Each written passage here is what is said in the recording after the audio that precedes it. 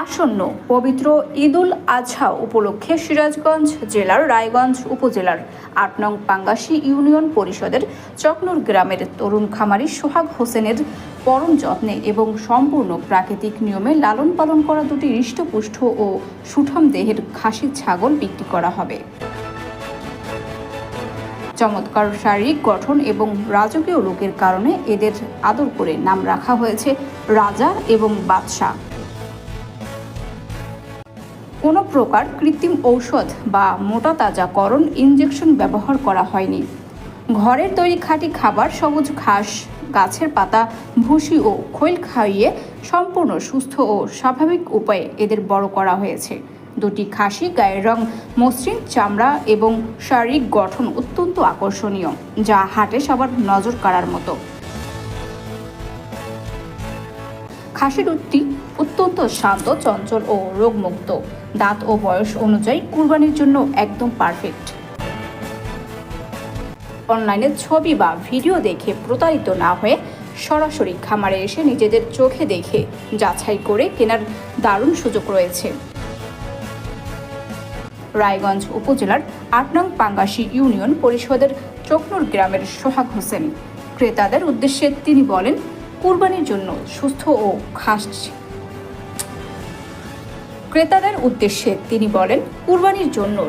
ও খাঁটি খাসি নিতে চাইলে আজই যোগাযোগ করুন।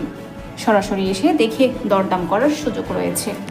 শখ করে পালছি, যেটা ভাষায় প্রকাশ করা যাবে না। আর দেখতেই পারতেছেন আপনারা যে আমার একটা আশা আছে এদের নিয়ে, যে আলহামদুলিল্লাহ এখান থেকে যদি আমি কিছু প্রফিট পাই আগামীতে এগিয়ে যাওয়ার জন্য। আর সবচেয়ে বড় কথা, যে কোনো শৌখিন ব্যক্তি যদি আমার এই ছাগল নিতে চায়, হ্যাঁ, তাহলে অবশ্যই আমার বাসায় এসে ঠিক আছে দেখবে, দেখে ঠিক আছে যদি পছন্দ হয় তাহলে দেখে দাম দর করে নিতে পারবে ইনশাআল্লাহ। আর আমার ছাগলকে খাওয়াই হচ্ছে আমি একদম সীমিত আকারে খাবার, সেটা হলো গমের ভুসি, ট্যাঙ্কারের ভুসি, ছোলার ভুসি আর ছোলা কালাই আর কাঁচা ঘাস, আর বাইরে আর কোনো কিছু খাবার দিই না। হ্যাঁ, এগুলাই আলহামদুলিল্লাহ খায়। আর শুধু খাই হলো পানি। এই রাজা বাচ্চা এই খাসি দুটো আমি প্রায় এভারেজে 2 বছর হলো লালন পালন করতেছি। হ্যাঁ, খুবই আমার কাছে একদম নিকটবর্তী, যেটা এত পরিমাণ মায়া ওদের প্রতি। আমি নিজে হাতে গোসল করাই, আমি নিজেই খাওয়াই। হ্যাঁ, আর মনে করেন যে বাসায় থাকে, অন্য কোথাও যায় না, এই তো অবস্থা। পরিশেষে কথা, যদি কোনো ব্যক্তি কোরবানির জন্য যদি নেয় তাইলে আমার একটু কষ্ট কম হবে। কারণ হইতেছে যে কোরবানি তো আল্লাহর রহমতের জিনিস। কারণ কোরবানি করে মানুষ খুব শখ করে, আর হইতেছে আল্লাহর রাস্তায় কোরবানি করে। এই জন্য আমরা কোরবানির জন্য ইনশাল্লাহ ওদেরকে ছেড়ে দিলে আমার একটু কষ্ট কম হবে। কষ্ট তো হবেই, কারণ আমি এতদিন বড় দেখতেছেন তো আপনারা যে কি পরিমাণ পরিশ্রম করছি, আর আমার কত শখের ছাগল, আপনারা বুঝতেই পারতেছেন। হ্যাঁ, কষ্ট তো সবই হবে, তারপরে কষ্টকে মেনে নিতে হবে। কোরবানির জন্য ওদেরকে প্রস্তুত করছি 2026-এর কোরবানির জন্য। ভিডিও দেখে কেউ যদি আসতে চায়, আমার থানা হইতেছে রায়গঞ্জ, আমি থাকি হইতেছে ৮ নং পাঙ্গাসী ইউনিয়নের পার্শ্ববর্তী গ্রাম, নাম হলো চকনুর। আমার গ্রামের পাড়া হইতেছে মধ্যপাড়া, চকনুর মধ্যপাড়া। আমার আব্বার নাম মাওলানা মোহাম্মদ গোলাম মোস্তফা মৃত, আমি তারই বড় ছেলে। আমার নাম সোহাগ।